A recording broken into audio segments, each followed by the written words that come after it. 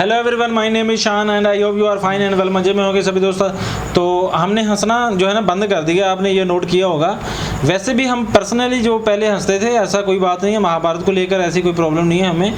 तो हम आपकी हिस्ट्री की इज्जत करते हैं, हमारी भी हिस्ट्री सेम ही थी पहले, आपको पता ही है, अखंड भारत था और ऐसी कोई बात नहीं है। सो भगवा कलर मैंने पहना है आज स्पेशली मेरे सनातन भाइयों के लिए। तो आज की वीडियो है महाभारत एपिसोड 24 और पार्ट 1। चलिए वीडियो को।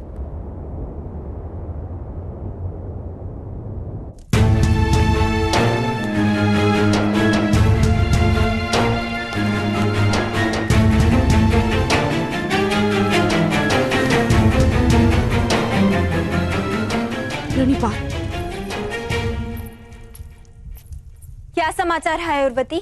अभी तक प्रसव के तो कोई चिन्ह नहीं दिख रहे हैं माते। यह किस प्रकार हो सकता है आयुर्वती? स्त्री को तो प्रसव 9 मास में हो जाना चाहिए। गांधारी 15 मास से गर्भवती है, फिर भी अभी तक प्रसव क्यों नहीं हो रहा?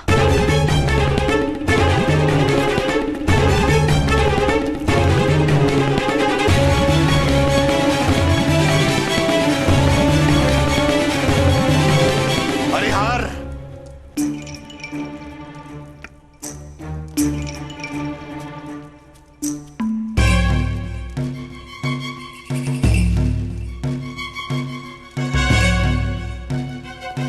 गांधारी, अब 1 वर्ष से अधिक समय से गर्भवती हो तुम, फिर भी प्रसव क्यों नहीं हो रहा?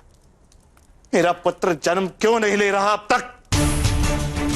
जिसने तुम्हें ये 100 पुत्र का वरदान दिया था, पूछो उस भगवान से। ये 100 तो दूर,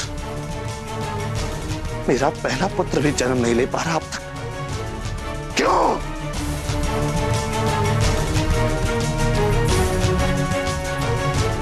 बार बार यही प्रश्न कर रही हूँ मैं अपने भगवान शिव से। मेरे भविष्य की तरह ये भी मौन। ये तो समस्या है गांधारी, उपाय नहीं। मुझे उपाय में रुचि है। मैं क्या करूं आर्य? पूरी उदय की सिर्फ प्रतीक्षा की जा सकती, प्रयास नहीं किया जा सकता। ऐसे ही सुख के उदय की प्रतीक्षा की जा सकती है। तुम्हारी ज्ञान वार्ता में रुचि नहीं है मुझे। मुझे पुत्र की आवश्यकता है, मेरे उत्तराधिकारी की आवश्यकता है। उसका उपाय ढूंढो, उसका उपाय ढूंढो, अन्यथा मुझे किसी और स्त्री से पुत्र प्राप्त कर लेना होगा गांधारी।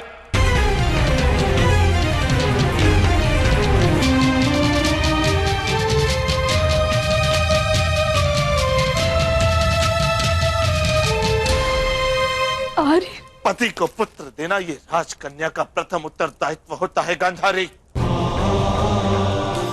तुमसे विवाह किया मैंने इसी वरदान के कारण। अब यदि तुम मुझे पुत्र नहीं दे सकती तो ये विवाह भी एक छल है, एक कपट है। मेरा हृदय तो मुझसे प्रश्न पूछने लगा है गांधारी कि क्या वास्तव में भगवान ने तुम्हें ऐसा कोई वरदान दिया भी था, या केवल एक अच्छा पति पाने के लिए यह असत्य प्रसारित किया तुम्हारे पिता ने? स्मरण रहे गांधारी, यदि पत्नी संतान नहीं दे पाती तो राजा भी उससे प्रेम नहीं कर पाता, क्योंकि राज्य के लिए उत्तराधिकारी को जन्म देना ये एक राजा का कर्तव्य होता है। इसीलिए व्रत करो, अनुष्ठान करो। ये वरदान प्राप्त करने के लिए जितना भीषण तप किया था, उससे भी अधिक भीषण तप करो। तुम्हारा भाई चुप चुप कर हमारी बातें सुन रहा है।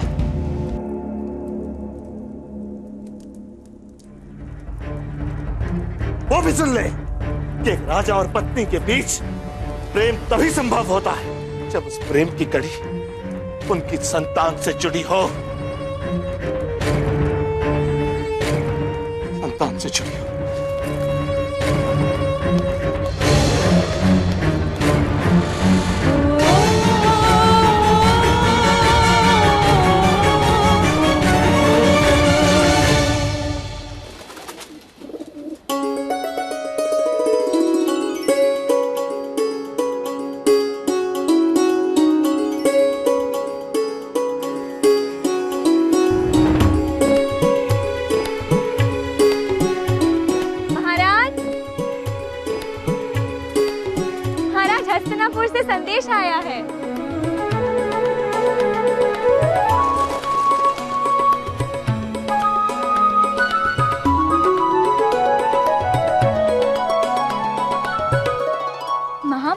सदा ही संदेश के स्थान पर पहेलियां ही क्यों भेजते हैं?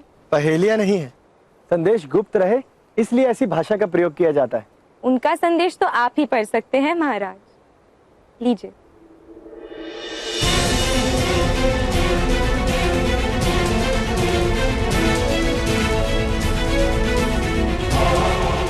क्या हुआ आगे? कोई विपत्ति के समाचार हैं?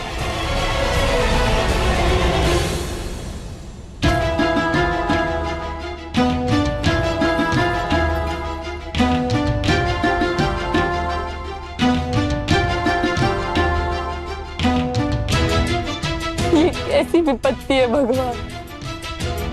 आपने 100 पुत्रों का वरदान दिया या श्राप? आपने दीपक दिया तो ज्योति क्यों नहीं देते? मार्ग दिया तो गति क्यों नहीं देते? ये कैसी कृपा है आपकी जो मेरे सुख का संकट बन गई है।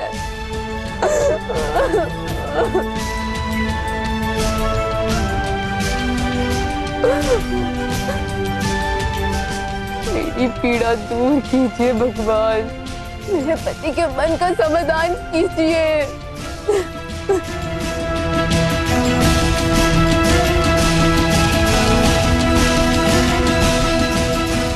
जब तक मैं अपने पति के पुत्र का प्रसव नहीं कर लेती तब तक मैं इस मंदिर में तपस्या करती रहूंगी भगवान, तपस्या करती रहूंगी।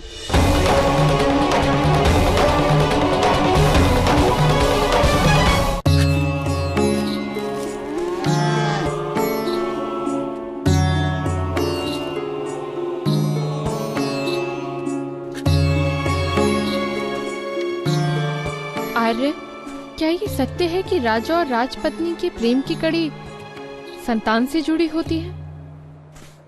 ऐसा प्रश्न क्यों कुंती? मुझे जीजी की चिंता हो रही है आर्य। बहुत कठिनाइयों के बाद उन्होंने ज्येष्ठ भ्राता का प्रेम पाया है, कहीं फिर से। व्यर्थ चिंता कर रही हो कुंती, संतान तो प्रेम का फल है, प्रेम का कारण नहीं। मैं तुम्हें और माद्री को संतान नहीं दे सकता, तो क्या मेरे प्रति तुम्हारा प्रेम कम हो गया है? नहीं आर्य, स्वप्न में भी नहीं। तो भाभी श्री की चिंता मत करो। ये दुर्भाग्यपूर्ण समय है कुरुवंश के लिए। ये समय भी अवश्य ही बीत जाएगा। पत्तों का झड़ना वृक्ष का अंत नहीं होता। वसंत नए पर्ण लेकर अवश्य आता है कुंती। कुरुवंश के लिए भी परमात्मा ने कोई योजना अवश्य बनाई होगी कुंती। आप कितने धीरज से भरे और सहनशील हैं आर्य। क्योंकि कुरुवंश ने ऐसा दुर्भाग्यपूर्ण समय पहले भी देखा है कुंती। मेरे पिता विचित्र वीर की मृत्यु के समय कोई उत्तराधिकारी नहीं था। तब ताजश्री और राजमाता ने महर्षि वेदव्यास को नियोग के लिए प्रार्थना की थी। नियोग आर्य? हाँ, जब कोई समर्थ ऋषि बिना किसी स्वार्थ के केवल लोक कल्याण के लिए किसी स्त्री को पुत्र प्राप्त करने में सहाय करे, उसे नियोग कहा जाता है। ऐसी स्थिति में जो संतान प्राप्त होती है वो स्त्री के पति की ही संतान मानी जाती है। वो संतान मंत्र शक्ति से उत्पन्न होने वाली संतानों की भांति शुद्ध होती है। पर पति जीवित हो तो शास्त्र नियोग की अनुमति नहीं देता। जी भाई साहब, क्या बात है। कुमार पांडु ने तो चट्टाना खोल के रख दिया, सब कुछ भी ऐसे होता है। अब समझ आया कि नियोग क्या है, वन क्या है, वहाँ पे जाके क्या करना होता है। कि वो राजा महाराजाओं वाली सहूलतें तो होती नहीं है, ठीक है। खुद का खाना, खुद का राजमहल तो होगा नहीं कि आपको कक्ष मिलेगा, आराम करोगे। ये होता है वन में आप खुद गाओगे, खुद काटोगे और खुद ही खाओगे और खुद ही खाना बनाओगे। ये होता है वन, तपस्या जिसे कहते हैं। तो और ये सब कुछ फेस करे जो करेगा जो महर्षि फेस करते हैं। तो जारी बात है, बहुत कठिन है एक महाराजा के लिए। हाँ, तो अभी देखें ये इनका जो बोल रहे थे कुमार पांडु जी कुंती को कि अब मुझे लगता है कि ये अपना रहस्य बताने में इसको थोड़ी सी आसानी होगी, क्योंकि नियोग वाली बात उसे पता चल गई है कि अगर मैं तो तुम्हें संतान दे नहीं सकता श्राप की वजह से, लेकिन जैसे पांडु ने ये भी कह दिया कि अगर पति जिंदा हो तो वो इजाजत नहीं देता। ये भी है, अगर अगर अगर कुंती और माधुरी को संतान चाहिए तो कुमार पांडु की मृत्यु होनी पड़ेगी इसको, इस जो है ना महाभारत के अंदर, तो फिर ही वो नियोग वाला सिस्टम चल सकता है, अदरवाइज नहीं। वैसे बात करें कुंती के पास तो वैसे वरदान है वो सूर्यदेव का, अभी और पुत्र प्रताप कर सकती हैं वो, अच्छा मंत्र है उनके पास। अच्छा, आपको क्या लगता है ये मुक्ति हो जाएगी क्या नहीं होगी? नहीं, मुझे नहीं लगता भाई नहीं होगी। महर्षि बनने में थोड़ा काफ़ी टाइम लगता है ना, काफ़ी टाइम लगता है। वन में ये पता नहीं क्या क्या कुछ करना पड़ेगा। खैर दूसरी तरफ देखें जी, उसका गुस्सा जो है रुद्रज का अपनी बीवी के ऊपर, वो इज्जत नहीं था यार। देखे वो उसमें उसका कोई वश नहीं है, ऐसे ही है ना तो वो विष जो सा है उनका यार पुत्र प्राप्त नहीं हो रहा, तो इसमें उनके भगवान का कुछ है ना कि इसमें भी कुछ छुपा होगा, थोड़ा सा लेट इतना टाइम। हाँ गर्भवती हैं वो हालांकि आपको पता है कि 9-10 माह गर्भवती जो है ना डिलीवरी हो जाती है, लेकिन ये 15 माह तक गेम चली गई है, तो इसमें कुछ भगवान का ही है ना, कुछ चीज छुपी हुई है, तो जाहिर बात आगे इनको पता चलेगा अभी 100 पुत्र कैसे होंगे। शायद भाई अच्छा हो, अच्छा बना रहा हो। अच्छा वो कुंती देख लो इतना खबीस आदमी है, कैसे बातें। और हाँ महाराज की एक्टिवेशन देखें, और उसने बता रुद्रज की उस साइड से उसे थोड़ी सी ना आवाज आ रही थी, तो उसने बता दिया भाई साहब कि महाराजा देख नहीं सकता, तो शायद मैं लेकिन उनके सुनने की हिस्स बहुत ज्यादा तेज है, जैसे मेरी है थोड़े बहुत, और मेरी देखने की। हाँ तो ये देखे ना जो भी था, लेकिन यार अभी भगवान शिव जो है ना वो कर रही हैं उनके साथ, इबादत कर रही हैं उनकी, हम तो यही कहेंगे। ठीक है, तो देखते हैं क्या होता है आगे, 100 पुत्र कैसे होंगे, हमें ये थोड़ा सा ना, मुझे ये तो एक तो नहीं जन्म दे पा रही, तो 100 पुत्र कैसे? अच्छा जोन सा शायद ये भी हो सकता है, हाँ। जोन सा पहला पुत्र होगा वो शक्तिशाली होगा, हाँ, इसलिए टाइम लग रहा होगा शायद, इसीलिए क्या होगा। लेकिन यार रुद्रज तो इतने देख गिर गए हैं कि अगर वो उसको धमकी दे रहा है कि अगर तुमने पुत्र ना मुझे दिया तो मैं तो किसी और स्त्री से ले लूंगा, संबंध बना के या शादी करके शादी करेगा। और तो ये देखिए, हाँ ठीक है, हम मानते हैं कि एक राजा को अपनी संतान चाहिए होती है, और आने वाले वक्त के लिए महाराज युगराज चाहिए होता है, लेकिन इतना नहीं कि आप किसी औरत की, किसी पत्नी की फीलिंग्स को हर्ट करो यार, बेइज्जती करेगा। इतनी ऐसे वर्ड्स ना बोलो कि अगला बंदा हर्ट ही हो जाए और दिल ही छोड़ जाए। वो कैसे भगवान के सामने रो रही थी बेचारी, ऐसे ही है कि पता नहीं क्या गलती हो गई उससे। जब वो भगवान के सामने रो रही थी मुझे भी रोना आ रहा था यार। देखें मुझे तो दुख हुआ ना, तो मुझे भी दुख हुआ, मुझे आंखों से आंसू आने लग गए भाई। खैर जी देखते हैं आगे क्या होता है, क्या आसानियाँ होती हैं गंधारी के लिए, और ये जो मुश्किल आन पड़ी है उनके ऊपर कैसे सॉल्व होगी, देखने वाला होगा।